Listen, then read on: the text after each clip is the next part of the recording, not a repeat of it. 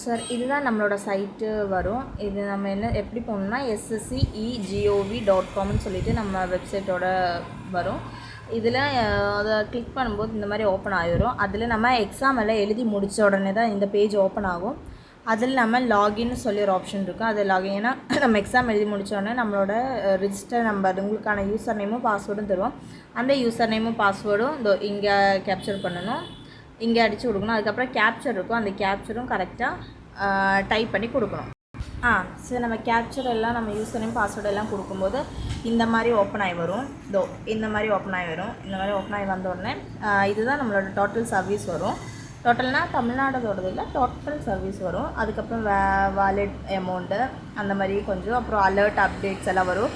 இது என்னென்னா புதிய ஏதாவது சர்வீஸ் அப்டேட் வரும்போது உங்களுக்கு இந்த மாதிரி எழுதி காமிக்கும். கீழே அதோட ப்ராக்கெட் வரும்.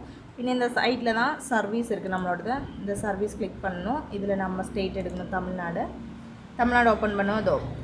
ஒரு சர்வீஸ் இருக்குது, பேனு, பாஸ்போர்ட், டிஸ்ட்ரிக்கு, இந்த மாதிரி ஒரு விஷயங்கள் எல்லாம் இதில் வரும். நான் உங்களுக்கு அனுப்பியிருக்கேன், என்னெல்லாம் சர்வீஸ் இருக்குதுன்னு அனுப்பியிருக்கேன். நீங்கள் ஜஸ்ட் கிளிக் பண்ணி ஓப்பன் பண்ணி பாருங்கள் சர்வீஸ் என்னெல்லாம் இருக்குதுன்னு.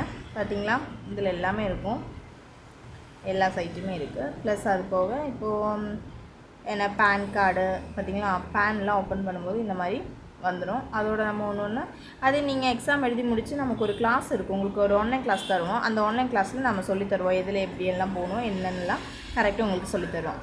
ஓகேங்களா சார், இதுதான் நம்மளோட ஒரு பேஜ் வருது. சர்வீஸ் நம்ம ரன் பண்ணுற ஒரு பேஜும் எல்லாமே வருது. உங்களுக்கு வேறு ஏதாவது டவுட் இருந்தால் கேட்கலாம். ஓகேங்களா.